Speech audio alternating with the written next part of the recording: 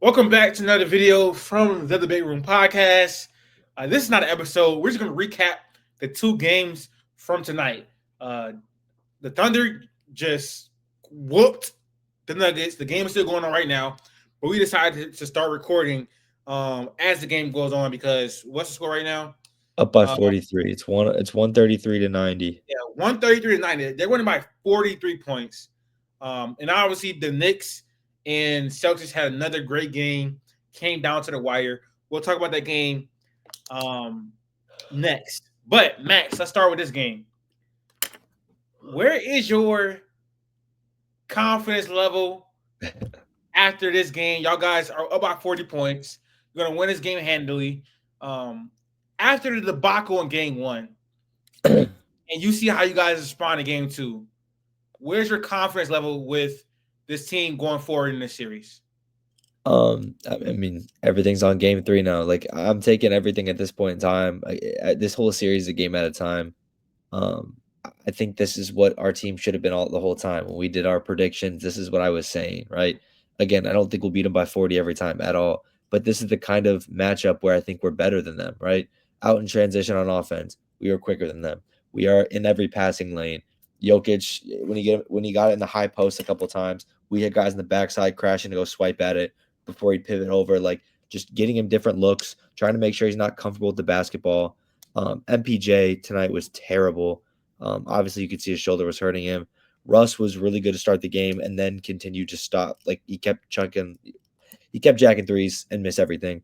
Jamal Murray wasn't good. They couldn't hit shots, which was great, and we couldn't miss. So again, we get a bad rap for shooting a low amount of threes during the year, but we shoot at a high percentage. And in a game like tonight, where Kaysen couldn't miss, Lou Dort was hitting, Aaron Wiggins played so well, Isaiah Joe hit his like normal threes.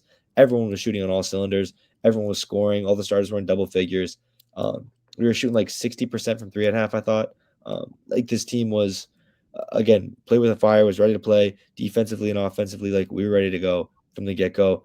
Chet was the rim protector we wanted. That one play on Aaron Gordon, he had back to back blocks. Again, we were out in transition fast. We were playing defense. Like this is the kind of game where we shut Jokic down. Jokic didn't have a great game to start, especially. I think he had like 4, 3, and 5 at like midway through the second. So this is one where it's like you can't take those games for granted. If Jokic is not playing well and you're defending him well, you have to win those games. I just this is what I wanted. This is what I expected. This is why game one, when we're up 16 and can't extend the lead like we did in this game, it's frustrating to choke that game because again, it's a whole new narrative. If you win that game and you blow them out, if you win that game close, you blow them out in game two and you're going on the road. I'm curious to see how they play in the away atmosphere. Um, yeah, I don't know. Denver lost a game last series at home, and I think we're a better team than the Clippers. So I really think that at some point in time, this was due for Denver.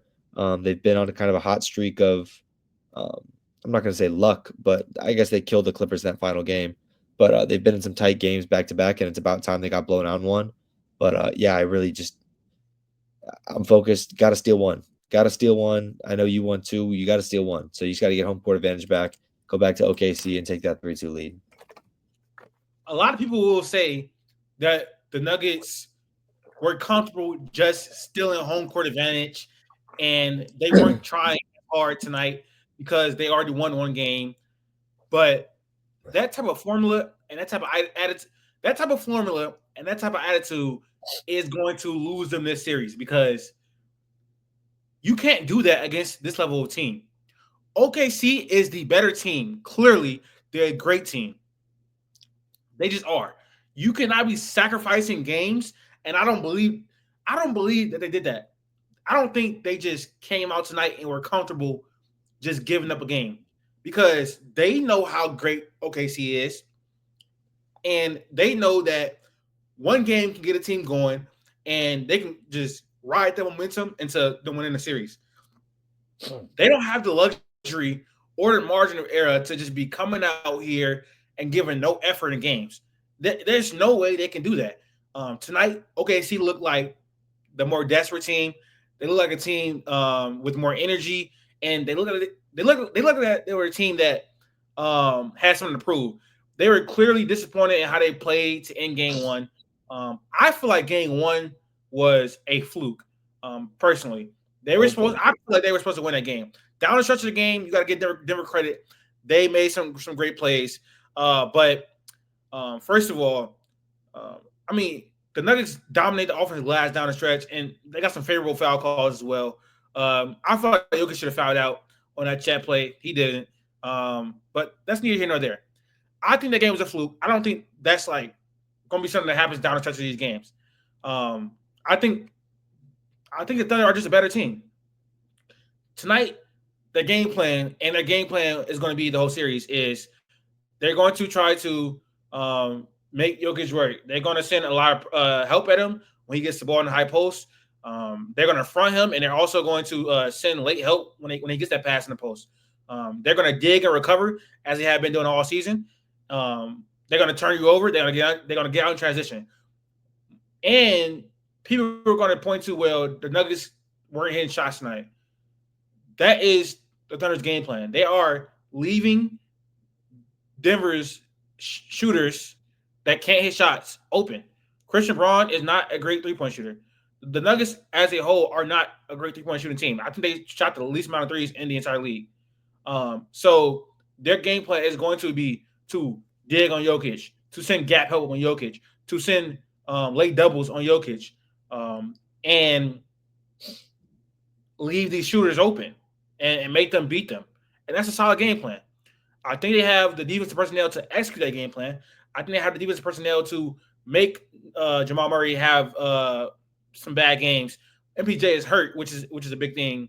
I believe Aaron Gordon will play better tonight. Russell Westbrook has been amazing throughout this series to start. Westbrook was really good this game, and then his shooting started turning off. Like he was 5 for 5 to start the game, and ended I think 5 for 11, right? Yeah. So again, he comes in to like bring the energy and the momentum, but the other team is not going to help him.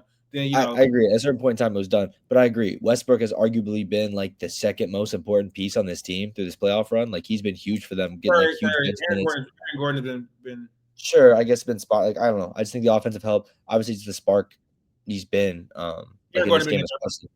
This team, important player. But I love this. I love this response. I love this response from OKC.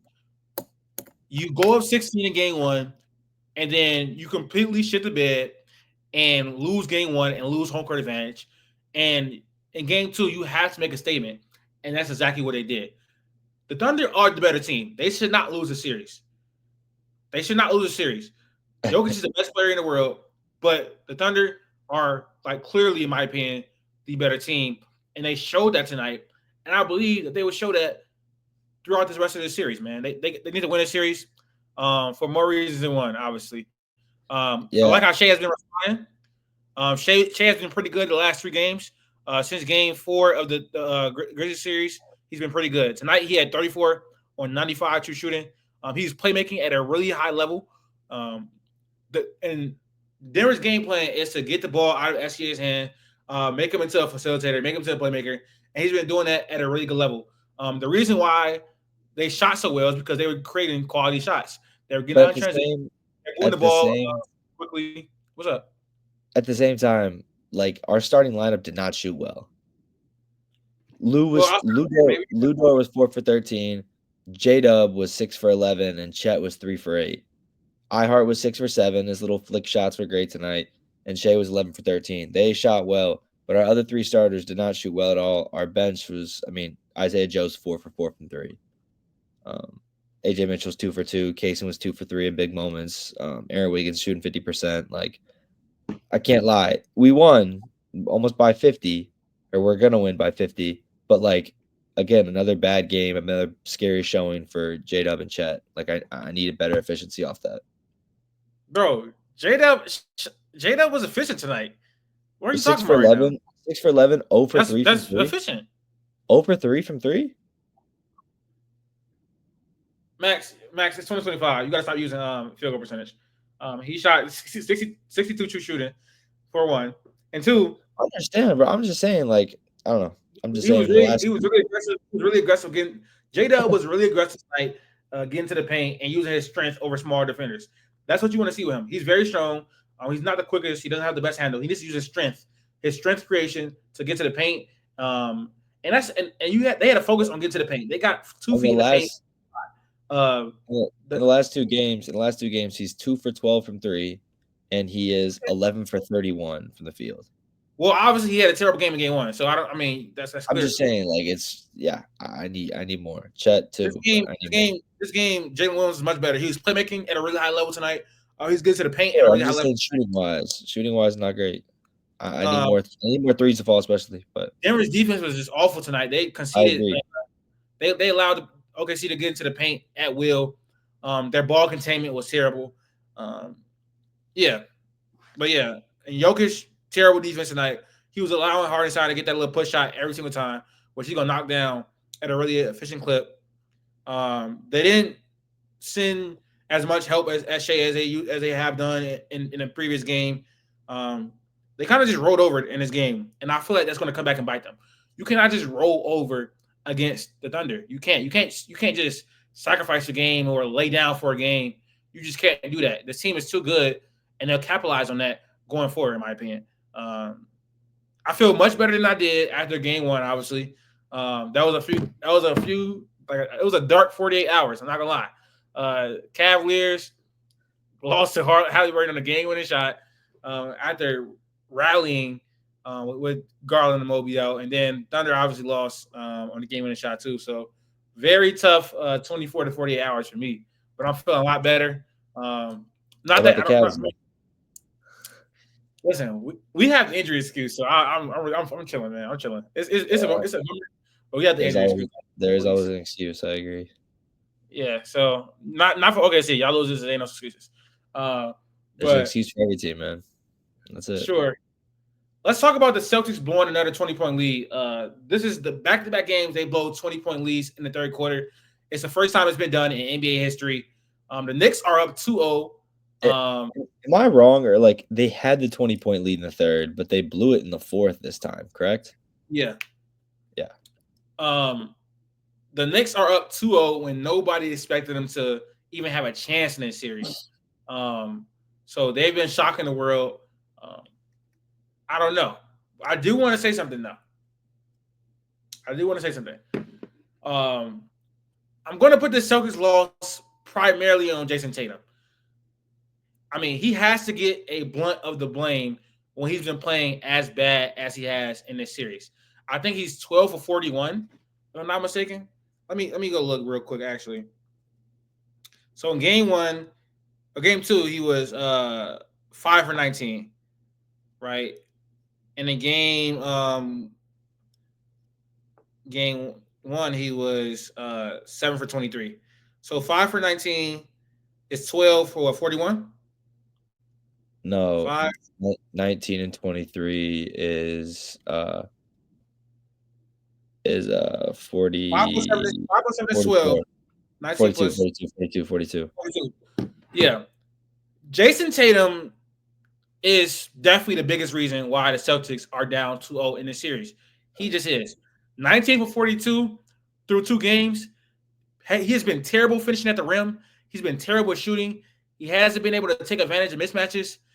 And this 2-game stretch, while it is a 2-game stretch, it highlights the reason why Jason Tatum cannot get into that upper echelon of player. He cannot get up to that MVP level of player. He cannot get up to those best in the world conversations because his scoring is too inconsistent. This is not a short sample size thing. Jason Tatum has played 90 games since becoming the number one option in 2020 in the bubble. 90 playoff games. In 33 of those 90 playoff games, he has shot 40% or below. That's 36%. In 36% of his playoff games since 2020, he has shot 40% or below. And that's being generous because he has some games right around 40%. One in every 3 games, he's shooting 40% or below. He is super, super inconsistent as a scorer, not only in the playoffs, but in the regular season. It's because he settles for way too many jump shots instead of getting to the rim at 6'10". I don't know why he does that. He doesn't know when to attack or when to take what he doesn't know when to force the issue or just take what the defense gives him. He's terrible at that. His decision making as a scorer is not the best at all, at all, and that's the reason why he can't get into them conversations. Jason Tatum does so many great things on the court. He's an excellent defender. He's a really good playmaker as well. But what holds him back from getting in that upper echelon of player is his inconsistency as a scorer. And the Celtics are worse than last year. They're just flat out worse than last year. Kristaps Porzingis is worse than last year and hurt. Drew Holiday is worse than last year and hurt. Jaylen Brown is hurt and worse than last year. The Celtics need Tatum to be better than what he's been. They cannot go through a whole playoff run of him being below average as a scorer and win a championship. That's not happening this year. It's not. If he doesn't pick it up, they're going to lose a series. It's that simple. Now, the Boston Celtics are shooting like 25% from three through 2 games, which I definitely expect to go up. But they've been really stubborn in their philosophy. You guys are not making threes. Go to the paint. Go to the paint. I don't know what you're doing. They've been relatively successful when they got to the paint. I don't know why they just refuse to do it. And they are at times creating high quality shots, but not to the level of what they usually do, because the Knicks have been playing really stingy defense, especially down the stretch of games. Get to the paint. Get to the free throw line. They're so stuck on shooting threes, just like hoisting on threes. At some point, Joe Mazzulla got to tell them, like, let's get to the paint. I don't know what he's been doing as far as a coach. They've been so stuck in this analytical, let's shoot hella threes mindset, which works because analytics are, bro, you win championships through analytics and spreadsheets.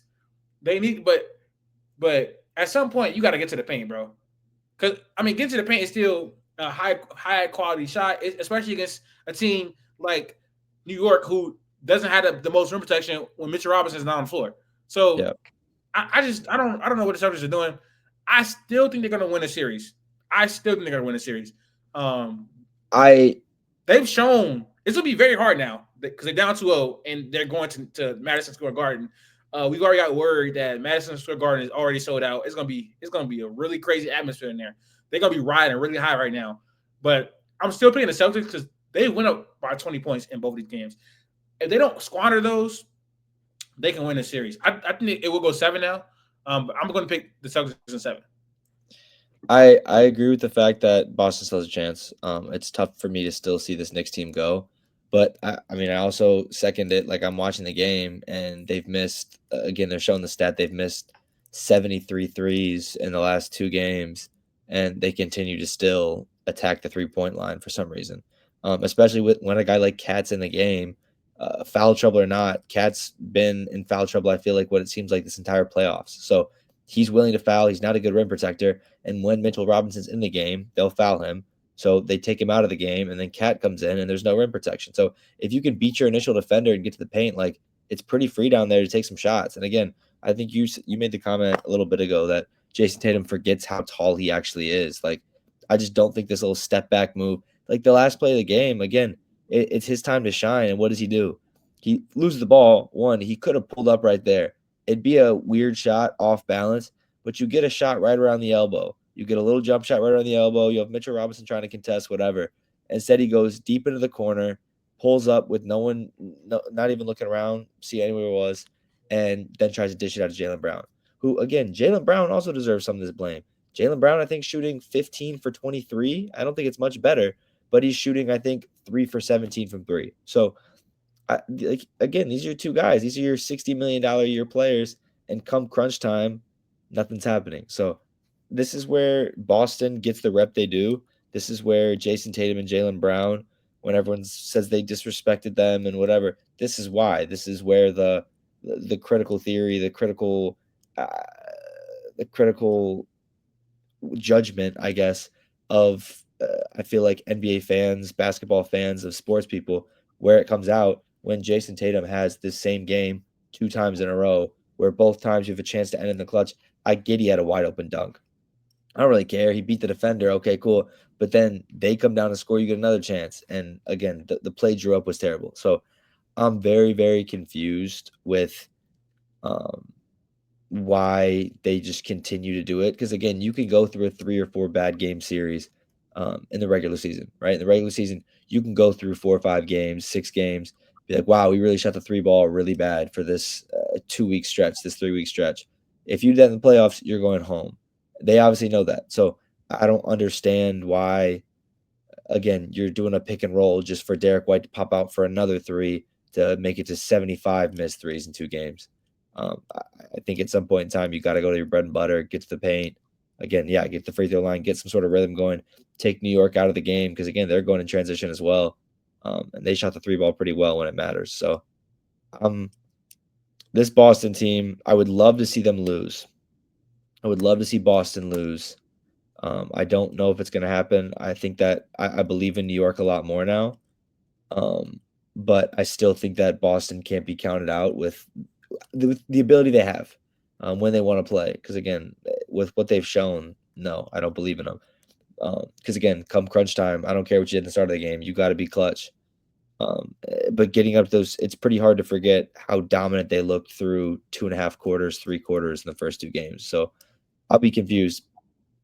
I'm not confused. I'll be curious to see what happens next. But I would love to see this team lose because come the offseason, this will be the most interesting team in basketball to me because of how they work with their salary, who they have to cut, where they send people, and how they make this team better if they lose now. Because obviously, if they lose, team's not good enough. So how can they make this team better?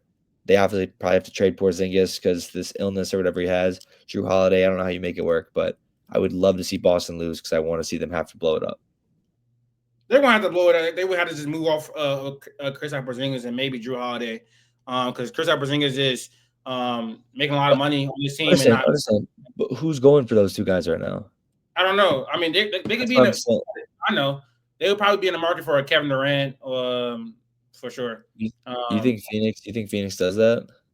I mean, yes, you can get back What Kristaps picks is what Porzingis. picks does Boston have? Bro, Porzingis is when healthy a top 25 caliber player.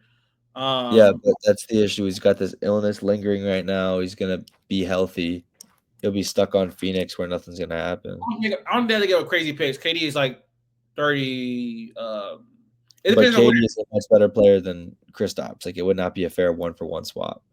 Yeah, for sure. They're gonna have to give us some picks, but I don't know exactly what extent because it depends on. It really just depends on who they're bidding against. To be honest, but I as think far as everyone's got better offers. they don't have to give up super crazy picks. I think Kristaps Porzingis, when healthy, is like a top 25, 30 player. That's what I'm saying. I don't think He's like top 15 at this point. Phoenix top 15's I don't know. Top 10. Why are we not No, saying top 10? Top 10, top 12? no, no. Interesting. You're gonna Interesting. see Okay, when we well, talk. how can you say top 15 but not top 12? That doesn't make any sense. So you have them 13, 14, 15? He's not top 12. No, you're gonna see. You're gonna see when we do our rankings. Like Max, you haven't been tapped in. I evaluate basketball a lot differently than I had or what I would maybe even 6 months ago. But in short terms, KD is not a top 12 player because the only thing he does at a high level, I think, is score the ball. He really can't create for himself downhill. He can't create for others really at all. He's not really a good passer. He can't beat double teams. He can't really get to the rim like he used to at all. Yeah, All he does is understand. all KD does, and it is at a very high level, is shoot the ball from mid range and from three. And he's a really good off ball player. He's regressed as a defender. He cannot. Which makes sense. All this makes sense. I agree. Yeah, so that's why he's not a top 12 player. Like, I think that also, not I LeBron would in my top either. So we'll get huh? that too. I don't have What? LeBron in my top either.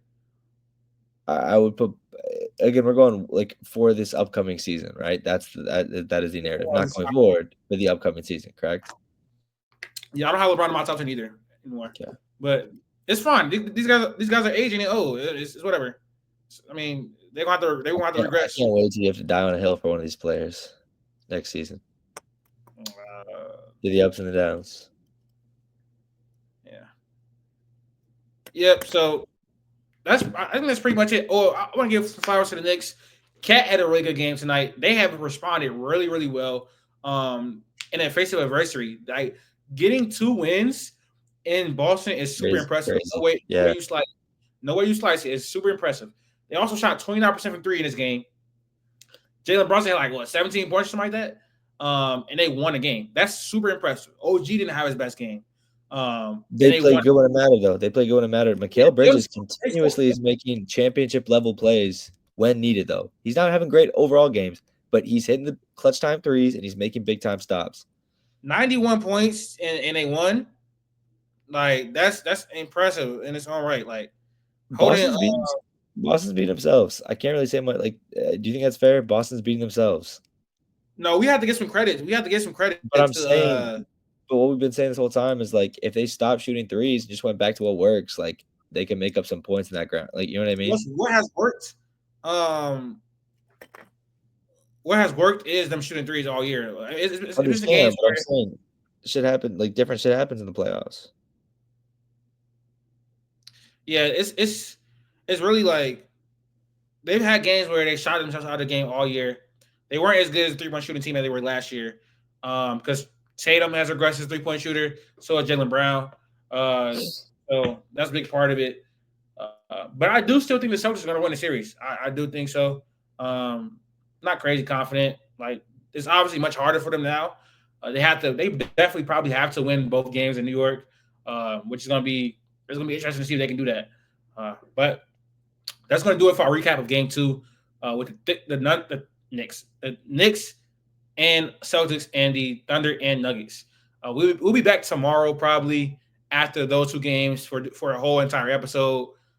So if you guys are watching still, make sure you guys subscribe to the channel, like the video, share the video, and follow us on our social media platforms up at the top of the screen. And we are out.